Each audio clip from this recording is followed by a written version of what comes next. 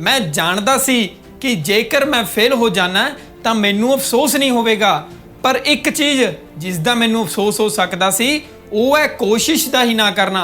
दोस्तों ये मेरा कहना नहीं है, ये कहना दुनिया के सब तो अमीर इंसान जैफ बेज़ोस का, जिन्हों ने कि माइक्रोसॉफ्ट के फाउंडर बिल गेट्स जो कि दुनिया के सब तो अमीर इंसान सी उन्होंने 2018 ਦੇ ਵਿੱਚ दूजे स्थान ਤੇ ਲਿਆ ਦਿੱਤਾ ਹੈ ਤੇ ਹੁਣ ਤੱਕ Jeff Bezos 178 billion, Bill Gates 112 billion, Bernard Arnault 111 billion, Mark Zuckerberg Facebook ਦੇ ਫਾਊਂਡਰ 85 ਬਿਲੀਅਨ ਤੇ ਮੁਕੇਸ਼ ਅੰਬਾਨੀ ਜੀ 80 ਬਿਲੀਅਨ ਤੇ ਨੇ। ਕਿਵੇਂ ਇੱਕ ਘਰ ਦੇ ਆਪਣੇ ਗਰਾਜ ਤੋਂ ਕੰਮ ਸ਼ੁਰੂ ਕਰਕੇ ਪੂਰੀ ਦੁਨੀਆ ਦੇ ਵਿੱਚ ਆਪਣਾ ਕੰਮ ਫੈਲਾ ਦਿੱਤਾ ਤੇ ਪੂਰੀ ਦੁਨੀਆ ਦੇ ਸਭ ਤੋਂ ਅਮੀਰ ਇਨਸਾਨ ਵੀ ਬਣ ਗਏ। ਇਸ ਲਈ ਆਪਾਂ ਅੱਜ ਜਾਣਾਂਗੇ ਜੈਫ ਬਿਜ਼ੋਸ ਦੀ ਜ਼ਿੰਦਗੀ ਦੇ ਬਾਰੇ ਜੋ ਕਿ ਐਮਾਜ਼ਨ ਦੇ ਕੋ-ਫਾਊਂਡਰ ਨੇ ਤੇ ਇਹਨਾਂ ਦੀ ਜ਼ਿੰਦਗੀ ਤੇ ਤੁਹਾਨੂੰ ਬਹੁਤ ਕੁਝ ਸਿੱਖਣ ਨੂੰ ਮਿਲੂਗਾ ਤੇ ਬਹੁਤ ਇੰਸਪਾਇਰਿੰਗ ਸਟੋਰੀ ਹੈ, ਖਾਸ ਕਰਕੇ ਉਹਨਾਂ ਲਈ ਜੋ ਸੋਚਦੇ ਨੇ ਕਿ ਅੱਗੇ ਜ਼ਿੰਦਗੀ ਦੇ ਵਿੱਚ ਕਰਨਾ ਕੀ ਹੈ। ਸੋ ਇਸ ਕਰਕੇ ਵੀਡੀਓ ਨੂੰ ਅਖੀਰ ਤੱਕ ਜ਼ਰੂਰ ਦੇਖਿਓ ਜੇ ਤੁਸੀਂ ਸ਼ੁਰੂ ਕਰ ਹੀ ਲਈ ਹੈ। ਤੇ ਇਸ ਲਈ ਮੈਂ ਰੈਵ ਤੁਹਾਡਾ ਮਿਸਟਕੀ ਵਿੱਚ ਬਹੁਤ-ਬਹੁਤ ਸਵਾਗਤ ਕਰਦਾ ਤੇ ਵੀਡੀਓ ਨੂੰ ਆਪਾਂ ਹੁਣ ਸ਼ੁਰੂ ਕਰਦੇ ਹਾਂ ਬਿਨਾਂ ਟਾਈਮ ਗਵਾਏ। ਇਹਨਾਂ ਦਾ ਜਨਮ 12 ਜਨਵਰੀ 1964 ਦੇ ਵਿੱਚ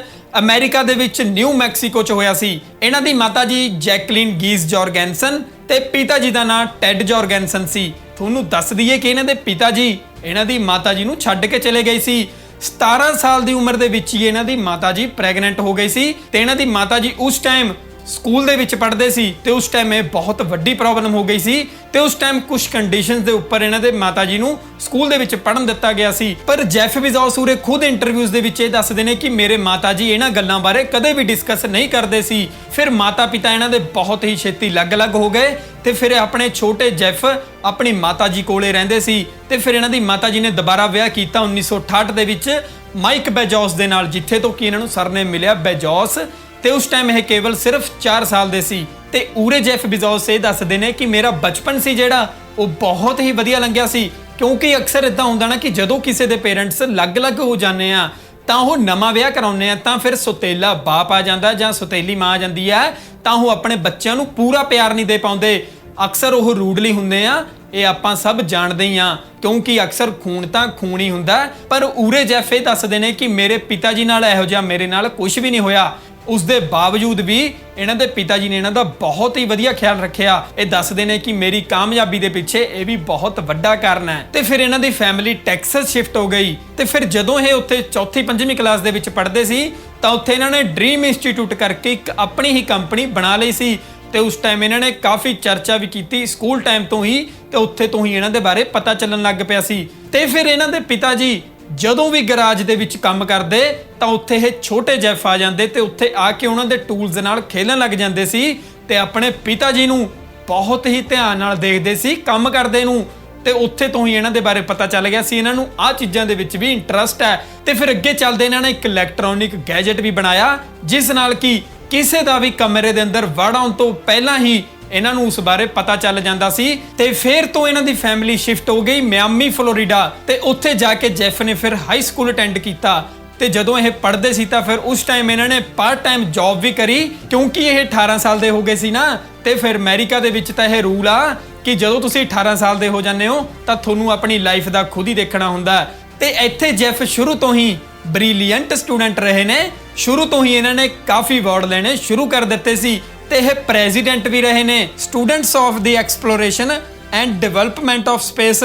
ਤੇ ਸਪੇਸ ਦੇ ਵਿੱਚ ਤਾਂ ਇਹਨਾਂ ਦਾ ਸ਼ੁਰੂ ਤੋਂ ਹੀ ਬਹੁਤ ਜ਼ਿਆਦਾ ਇੰਟਰਸਟ ਸੀ। ਈਵਨ ਜਦੋਂ ਇਹਨਾਂ ਨੇ ਗ੍ਰੈਜੂਏਸ਼ਨ ਦੇ ਵਿੱਚ ਸਪੀਚ ਦਿੱਤੀ ਸੀ ਤਾਂ ਉਸ ਟਾਈਮ ਇਹਨਾਂ ਨੇ ਕਿਹਾ ਸੀ ਕਿ ਸਪੇਸ ਦੇ ਵਿੱਚ ਤਾਂ ਕੁਝ ਕਰਨਾ ਹੀ ਹੈ।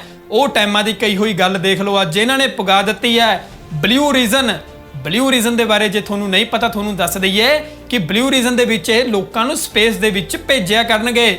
ਆਪਾਂ ਪੜਾਂਗੇ ਇਹਦੇ ਬਾਰੇ ਵੀ ਅੱਗੇ ਜਾ ਕੇ, ਆਪਾਂ ਕਹਾਣੀ ਨੂੰ ਅੱਗੇ ਵਧਾਉਂਦੇ ਆ। ਤੇ ਫਿਰ ਉਸ ਤੋਂ ਬਾਅਦ ਦੋਸਤੋ ਜੈਫ ਬਿਜ਼ੋਸ ਯੂਨੀਵਰਸਿਟੀ ਦੇ ਵਿੱਚ ਆ ਗਏ। ਪ੍ਰਿੰਸਟਨ ਯੂਨੀਵਰਸਿਟੀ ਉਸ ਟਾਈਮ ਦੀ ਸਭ ਤੋਂ ਜਾਨੀ ਮਾਨੀ ਯੂਨੀਵਰਸਿਟੀ ਸੀ। ਇਹ ਕੰਪਿਊਟਰ ਸਾਇੰਸ ਇਲੈਕਟ੍ਰੋਨਿਕ ਇੰਜੀਨੀਅਰਿੰਗ ਦੀ ਪੜ੍ਹਾਈ ਕੀਤੀ ਉੱਥੇ ਤੋਂ ਫਿਰ ਇਹਨਾਂ ਨੇ ਤੇ ਫਿਰ ਉੱਥੇ ਵੀ ਇਹਨਾਂ ਦੇ IQ ਨੂੰ ਲੈ ਕੇ ਬਹੁਤ ਜ਼ਿਆਦਾ ਚਰਚੇ ਸੀ। ਤੇ 1986 ਦੇ ਵਿੱਚ ਇਹਨਾਂ ਨੇ ਜਦੋਂ ਕੰਪਲੀਟ ਕੀਤੀ ਆਪਣੀ ਗ੍ਰੈਜੂਏਸ਼ਨ ਤਾਂ ਇਹਨਾਂ ਨੂੰ ਕਾਫੀ ਕੰਪਨੀਆਂ ਵੱਲੋਂ ਆਫਰ ਵੀ ਆਏ ਤੇ ਫਿਰ ਸਭ ਤੋਂ ਪਹਿਲਾਂ ਇਹਨਾਂ ਨੇ 1986 ਦੇ ਵਿੱਚ ਵਾਲ ਸਟਰੀਟ ਦੇ ਵਿੱਚ ਕੰਪਿਊਟਰ ਸਾਇੰਸ ਦੇ ਵਿੱਚ ਜੌਬ ਕੀਤੀ ਤੇ ਫਿਟਲ ਦੇ ਵਿੱਚ ਵੀ ਉਸ ਤੋਂ ਬਾਅਦ ਫਿਰ ਇਹਨਾਂ ਨੇ ਜੌਬ ਕੀਤੀ ਤੇ ਫਿਰ ਬੈਂਕ ਦੇ ਵਿੱਚ ਵੀ ਜੌਬ ਕੀਤੀ ਤੇ ਫਿਰ ਉਸ ਤੋਂ ਬਾਅਦ ਇਹਨਾਂ ਨੇ ਡੀ.ਈ. ਸ਼ਾਅ ਦੇ ਵਿੱਚ ਕੰਮ ਕਰਨਾ ਸਹੀ ਸਮਝਿਆ। ਡੀ.ਈ. ਸ਼ਾਅ ਇੱਕ ਕੰਪਨੀ ਸੀ ਜੋ ਕਿ ਇਨਵੈਸਟਮੈਂਟ ਕਰਦੀ ਸੀ ਸਟਾਕ ਮਾਰਕੀਟ ਤੋਂ ਤੇ ਫਿਰ ਜਦੋਂ ਇਹਨਾਂ ਨੇ ਡੀ.ਈ. ਸ਼ਾਅ ਦੇ ਵਿੱਚ ਕੰਮ ਕੀਤਾ ਤਾਂ ਉੱਥੇ ਰਹਿ ਕੇ ਇਹਨਾਂ ਨੂੰ ਪਤਾ ਲੱਗਿਆ ਕਿ ਕਿਸ ਤਰੀਕੇ ਨਾਲ ਕੰਮ ਹੁੰਦਾ ਹੈ। ਇਹਨਾਂ ਨੂੰ ਪਤਾ ਲੱਗਿਆ ਕਿ ਕਿਵੇਂ ਫਾਈਨਾਂਸ ਨੂੰ ਮੈਨੇਜ ਕੀਤਾ ਜਾਂਦਾ ਹੈ। ਇਹ ਸਾਰੀਆਂ ਚੀਜ਼ਾਂ ਇਹਨਾਂ ਨੂੰ ਪਤਾ ਲੱਗੀਆਂ ਤੇ ਫਿਰ 1993 ਦੇ ਆਉਂਦੇ ਜੈਫ ਬਿਜ਼ੋਸ ਉਸ ਟਾਈਮ ਸਿਰਫ 30 ਸਾਲਾਂ ਦੇ ਸੀ ਤੇ ਇਹਨਾਂ ਨੂੰ ਡੀ.ਈ. ਸ਼ਾਅ ਕੰਪਨੀ ਦਾ ਵਾਈਸ ਪ੍ਰੈਜ਼ੀਡੈਂਟ ਬਣਾ ਦਿੱਤਾ ਗਿਆ ਸੀ। ਦੇਖ ਲਓ ਕਿੰਨੇ ਜ਼ਬਰਦਸਤ ਆਈਡੀਆ ਹੋਣੇ ਇਹਨਾਂ ਦੇ। ਐਮਾਜ਼ਨ ਦੀ ਸ਼ੁਰੂਆਤ ਉਰੇ ਜੈਫ ਬਿਜ਼ੋਸ ਇਹ ਦੱਸਦੇ ਨੇ ਕਿ ਉਰੇ ਮੇਰੇ ਕੋਲ ਦੋ ਰਸਤੇ ਸੀ, ਜਾਂ ਤਾਂ ਮੈਂ ਚੰਗਾ ਪੈਸਾ ਕਮਾ ਰਿਹਾ ਸੀ, ਵਾਈਸ ਪ੍ਰੈਜ਼ੀਡੈਂਟ ਬਣ ਜਾ ਤੇ ਫਿਰ ਉਸ ਤੋਂ ਬਾਅਦ ਰਿਟਾਇਰ ਹੋ ਕੇ ਆਪਣੀ ਵਧੀਆ ਜੀ ਜ਼ਿੰਦਗੀ ਜੀ ਲੂੰਗਾ ਨਾਰਮਲ ਜੀ, ਤੇ ਫਿਰ ਦੂਜਾ ਇਹਨਾਂ ਦੇ ਕੋਲ ਇਹ ਰਸਤਾ ਸੀ ਕਿ ਮੈਂ ਆਪਣੇ ਸੁਪਨੇ ਨੂੰ ਹੀ ਪੂਰਾ ਕਰਾਂ। ਹੁਣ ਤੱਕ ਦੇ ਮੈਂ ਚੰਗੇ ਪੈਸੇ ਕਮਾ ਲਏ ਨੇ ਤੇ ਮੈਂ ਆਪਣੀ ਹੀ ਕੰਪਨੀ ਖੋਲੂੰਗਾ। ਤੇ ਫਿਰ ਇਹਨਾਂ ਨੇ ਸੋਚਿਆ ਕਿ ਮੈਨੂੰ ਆਪਣੇ ਸੁਪਨੇ ਵੱਲ ਹੀ ਜ਼ਿਆਦਾ ਫੋਕਸ ਕਰਨਾ ਚਾਹੀਦਾ ਹੈ ਤੇ ਫਿਰ ਇਹਨਾਂ ਨੇ ਡੀ.ਈ. ਸ਼ਾਅ ਦੀ ਕੰਪਨੀ ਸੀ ਜਿਹੜੀ ਉਹ 1994 ਦੇ ਵਿੱਚ ਛੱਡ ਦਿੱਤੀ, ਜਿੱਥੇ ਤੋਂ ਕਿ ਇਹਨਾਂ ਨੂੰ ਲੱਖਾਂ ਹੀ ਰੁਪਈਆ ਬਣਦਾ ਸੀ। ਤੇ ਫਿਰ ਇਹਨਾਂ ਨੇ ਸੋਚਿਆ ਕਿ ਅੱਗੇ ਇੰਟਰਨੈਟ ਵਾਲਾ ਜ਼ਮਾਨਾ ਆਉਣ ਵਾਲਾ ਹੈ ਕਿ ਆਪਾਂ ਇੰਟਰਨੈਟ ਦੇ ਜ਼ਰੀਏ ਹੀ ਕੋਈ ਕੰਮ ਕਰਦੇ ਹਾਂ।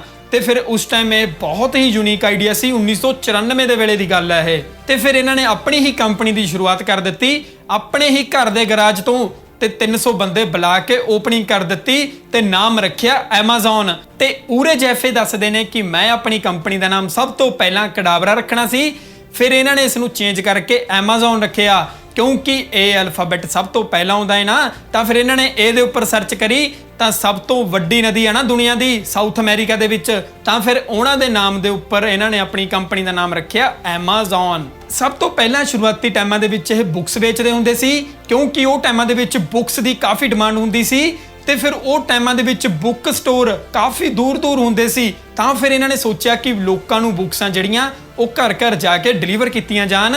ਤਾਂ ਫਿਰ ਇਹਨਾਂ ਨੇ ਜਦੋਂ ਇਹ ਚੀਜ਼ ਸਟਾਰਟ ਕੀਤੀ ਤਾਂ ਇਹਨਾਂ ਦੀ ਇਹ ਚੀਜ਼ ਚੱਲ ਪਈ।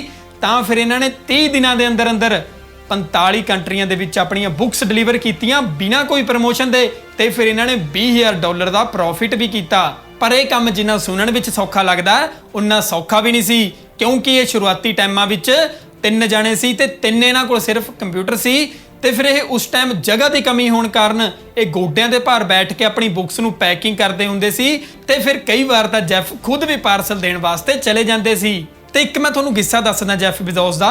ਜਦੋਂ ਇਹ ਬੁੱਕਸ ਦੀ ਪੈਕਿੰਗ ਕਰਦੇ ਸੀ ਤਾਂ ਇਹਨਾਂ ਨੇ ਆਪਣੇ ਨਾਲ ਦੇ ਸਾਥੀਆਂ ਨੂੰ ਪੁੱਛਿਆ ਕਿ ਆਪਾਂ ਨੂੰ ਇਸ ਕੰਮ ਨੂੰ ਸੌਖਾ ਕਰਨ ਵਾਸਤੇ ਹੋਰ ਕੀ ਕਰਨਾ ਚਾਹੀਦਾ ਹੈ। ਤਾਂ ਇਹਨਾਂ ਦੇ ਸਾਥੀਆਂ ਨੇ ਜਵਾਬ ਦਿੱਤਾ ਕਿ ਆਪਾਂ ਨੂੰ ਆਪਣੇ ਗੋਡਿਆਂ ਥੱਲੇ ਸਿਰਹਾਣਾ ਰੱਖ ਲੈਣਾ ਚਾਹੀਦਾ ਹੈ। ਪਰ ਇਹਨਾਂ ਦੀ ਗੱਲ ਸੁਣ ਕੇ ਜੈਫ ਹੱਸਣ ਲੱਗ ਪਏ ਤੇ ਅਗਲੇ ਹੀ ਦਿਨ ਇਹਨਾਂ ਨੂੰ 2-3 ਟੇਬਲ ਲਿਆ ਕੇ ਦਿੱਤੇ ਕਿ ਇਹਨਾਂ ਦੇ ਉੱਪਰ ਪੈਕਿੰਗ ਕੀਤੀ ਜਾਵੇ। ਪਰ ਜੈਫ ਦਾ ਖਿਆਲ ਤਾਂ ਕਿਤੇ ਹੋ ਰਿਹਾ ਸੀ ਕਿ ਐਮਾਜ਼ਨ ਦੇ ਵਿੱਚ ਹੋਰ ਕੀ ਬਦਲਾਵ ਕੀਤਾ ਜਾਵੇ। ਸਭ ਤੋਂ ਪਹਿਲਾਂ ਤਾਂ ਫਿਰ ਇਹਨਾਂ ਨੇ ਬੁੱਕਸ ਵੇਚਣੀਆਂ ਸ਼ੁਰੂ ਕੀਤੀਆਂ ਤੇ ਫਿਰ ਉਸ ਤੋਂ ਬਾਅਦ ਮਿਊਜ਼ਿਕ ਪਲੇਅਰ, DVD ਪਲੇਅਰ ਯਾਨੀ ਕਿ ਇਲੈਕਟ੍ਰੋਨਿਕ ਦਾ ਸਮਾਨ ਵੀ ਵੇਚਣਾ ਸ਼ੁਰੂ ਕੀਤਾ ਤੇ ਫਿਰ ਉਸ ਤੋਂ ਬਾਅਦ ਹੌਲੀ-ਹੌਲੀ ਸਭ ਕੁਝ ਹੀ ਵੇਚਣਾ ਸ਼ੁਰੂ ਕਰ ਦਿੱਤਾ। ਤੇ ਫਿਰ ਅਸਲੀ ਟਰਨਿੰਗ ਪੁਆਇੰਟ ਇਹਨਾਂ ਦੀ ਜ਼ਿੰਦਗੀ ਦੇ ਵਿੱਚ 2007 ਦੇ ਵਿੱਚ ਆਇਆ ਜਦੋਂ ਇਹਨਾਂ ਨੇ ਐਮਾਜ਼ਨ ਕਿੰਡਲ ਨੂੰ ਲਾਂਚ ਕੀਤਾ ਜੋ ਕਿ ਇਹਨਾਂ ਨੇ ਆਨਲਾਈਨ ਬੁੱਕ ਸਟੋਰੀ ਬਣਾ ਦਿੱਤਾ ਤੇ ਫਿਰ ਇੱਥੇ ਤੋਂ ਇਹਨਾਂ ਦੀ ਕੰਪਨੀ ਨੂੰ ਦੁੱਗਣਾ ਪ੍ਰੋਫਿਟ ਹੋਇਆ। ਤੇ ਇਸ ਟਰਨਿੰਗ ਪੁਆਇੰਟ ਤੋਂ ਬਾਅਦ ਜੈਫ ਬਿਜ਼ੋਸ ਨੇ ਆਪਣੀ ਜ਼ਿੰਦਗੀ ਦੇ ਵਿੱਚ ਪਿੱਛੇ ਮੁੜ ਕੇ ਨਹੀਂ ਦੇਖਿਆ ਤੇ ਇੱਕ ਤੋਂ ਬਾਅਦ ਇੱਕ ਐਪ ਤੇ ਪ੍ਰੋਡਕਟਸ ਨੂੰ ਲਾਂਚ ਕਰਦੇ ਗਏ ਤੇ ਖਰੀਦਦੇ ਗਏ ਤੇ ਫਿਰ ਹੌਲੀ-ਹੌਲੀ ਕਰਦੇ ਇਹ ਦੁਨੀਆ ਦੀ